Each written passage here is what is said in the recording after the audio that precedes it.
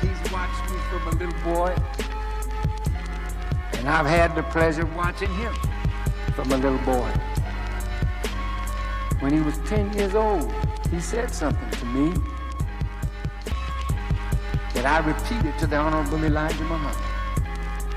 He said, "Daddy, when I grow up, I want to kill all the enemies of Muhammad."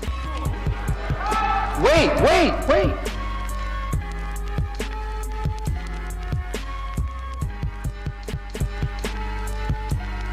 And he said, "Daddy, if you deviate, it would hurt me. I'll kill you too."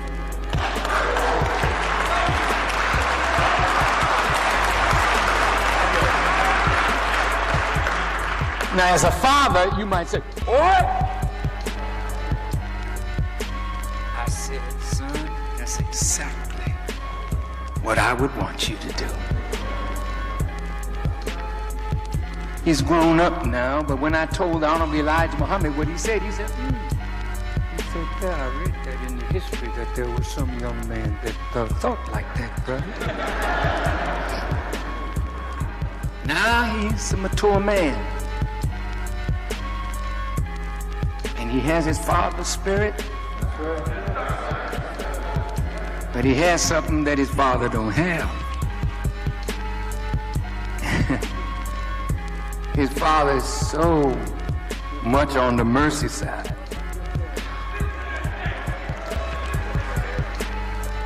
That he needs somebody that would act like the enemy should be taken out. So time has brought him to my side. And I notice him studying the Bible and Holy Quran and his lessons, and he's becoming deeper and deeper spiritually. And I'm watching these young men grow. And what should we do when we are old men? I'm not quite an old man, but hell, I'm getting there. And there ain't no use in fooling yourself. If you are worth anything, you invest in young people. Now, some of you out there, I want to invest in you. Everything I know, I want to put it at your feet. So that when Allah calls me in, I will be an empty vessel rather than a full vessel going back to God with everything in my head and it's not at your feet where you can pick it up and run with it. Because when I'm gone, and I hate to talk like this because it disturbs you, but hell, you know, my mother cussed me out once when she was talking about her going away or dying, and I was wanting me to write the will. And I'm not saying this because I think I'm gonna die now. Oh no. I think I got till about 120. I think.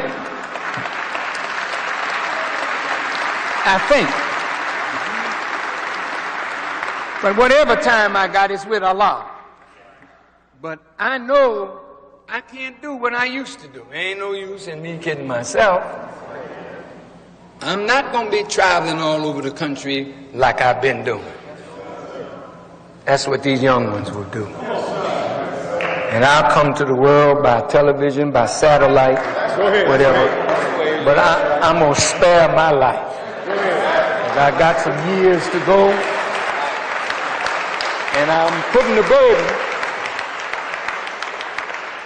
I'm going to ease the burden over to these wonderful shoulders, but it would be unfair to put it on the shoulders before the shoulders are adequately prepared to handle it.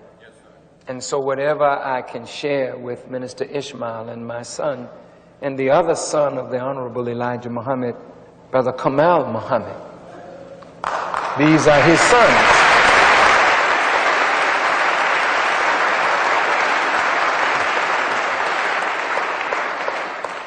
Soon they will be going overseas,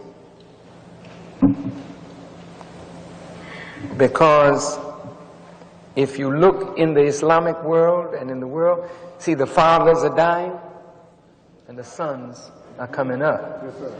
You know, King Hussein of Jordan left, his son Abdullah comes up. Hafez al-Assad, the president of Syria, goes down, his son Bashir comes up.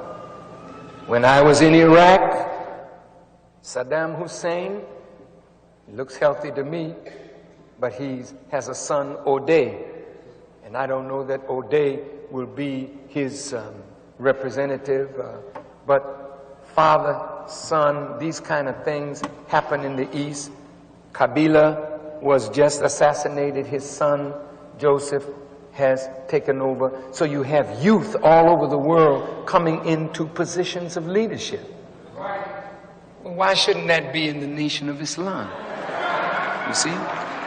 And what is wrong sometime in the church is that the pastors get so used to preaching that they don't want nobody to preach, you know. And then if somebody get a little more praise, they'll kick them out, for sure.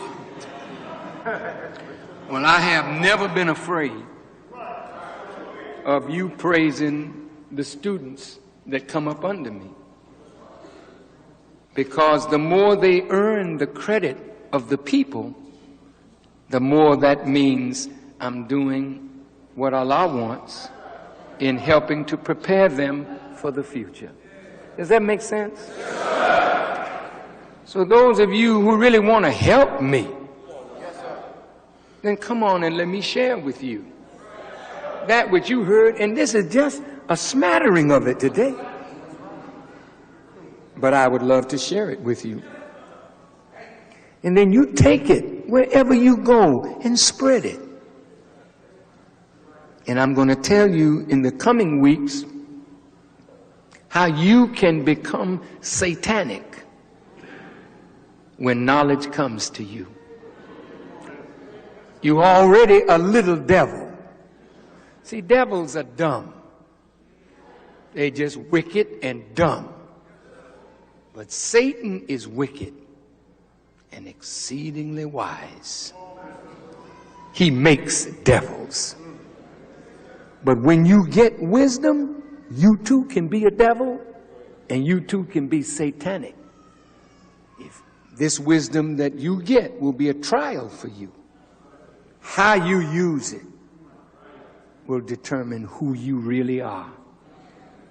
We'll get to that in the future. Thank you so much. Minister, I'm going to ask all of you that would like to join up with us.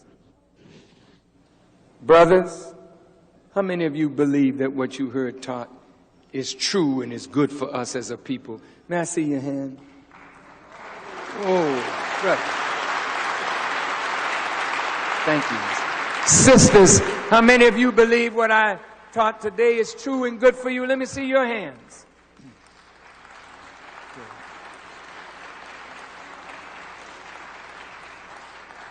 And if you believe it's true, how many of you would be willing to accept it and come on and unite with me and us under the leadership of the Honorable Elijah Muhammad, and let's go after getting our people out of the condition that our people are in? How many of you would like to unite with us and help me go after our people? May I see your hands, please? Thank you. Thank you. All praise is due to Allah. So all the brothers that would like to unite, all the sisters that would like to unite, come down and Minister Ishmael will shake your hand for me. Because if I shook your hands right now, I would be wasted, as I'm a little exhausted now. And then all the registered Muslims, if you would stay behind for just about 10 minutes, please. Would you? Thank you. Assalamu alaikum. the Honorable Minister Louis Farrakhan. Peace, peace. Assalamu alaikum. I'm going to be very brief. I'm not going to be staying here long and try to wait to see how many people jump on here. If you jump on here and you catch it, you catch it. You don't. But at the end of the day, you know, we've been calling on black men to stand up and protect and defend our women. This is not a time for us to show any disunity, for us to show any type of bitterness, any type of angst, any type of division. In mathematics, when there's division, you have to find the common denominator in order to find the solution. And that's where we are. This ain't about no religion. This ain't about no ideology. At the end of the day, if black men and black women are not working together and we're not working as a unit, we will not survive as a people. So in this day and time,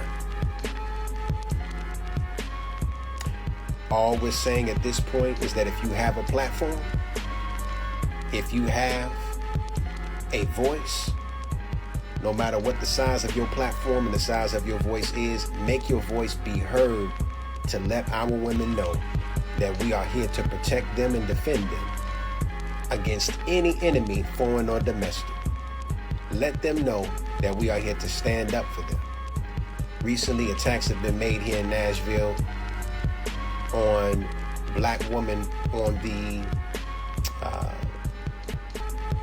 social side of things, in public platforms, where sisters Janisha Harris, Jacola Lane, Theda Murphy, there was this white man who called Janisha Harris a bitch and called other sisters, Theda Murphy and Jacola Lane, stupid, because he disagreed with them and he wants to use his platform to bash women. At the end of the day, it's time out for that, Chief. There's going to be no allowing of the disrespect of our women to take place at this day and time. Black men, we must use our voice to stand up for women. This is not a time for us to find arguments with one another. At the end of the day, it don't matter what your religion is, what your ideology is, what your thoughts is. If you are here to bring anything other than unity, it will not be entertained and engaged. I am a disciplined soldier, and I will not be distracted from my mission and objective. I'm not out here to broadcast any future moves and let the enemy know what it is that we're planning and what we're doing, because that's how movements get infiltrated. At the end of the day, the only thing that we need to be doing in the public at this day and time is showing our love and support for our people and our women in particular. Use your platform, brothers. Speak up for our people. Speak up for our cause, and let us not be disunited at this day and time, but let us show that we are really here and showing up for our people. Let our women know for a change that they don't have to stand out on the front lines and speak and defend themselves, that we're here to do it for them. It's time for us to tell our sisters that you can stand down. Stand down, sisters. We got it from here. Unfortunately, we know that you have not felt protected. We know that you have not felt safe. We know that you do not feel as if you have been properly respected in the public and in private. So from this day forward, we as black men must pledge that we are going to be defenders of our women, no matter the cost. If we don't do this, our future is lost. We will have no success until we as black men decide that we will protect what rightfully belongs to us as a people, and that is ourselves and our nation. Our women are our greatest resource. Without our women, we have nothing. The most honorable Elijah Muhammad taught us that the woman is the black man's field to produce his nation. How can you produce a nation if you have no care for the field and you leave the field to let weeds grow in it? Anyone to come in and steal from your crop and steal from that which you have planted. At this day and time, we cannot afford to lose. So brothers, I'm asking for us to stand up. Sisters, allow us to protect you. Allow us to make you feel safe again. Allow us to make you feel protected again, knowing that you have us as men that are willing to stand up for your cause. At this day and time, family, let us do this. Let us stand up and let us be true. Peace.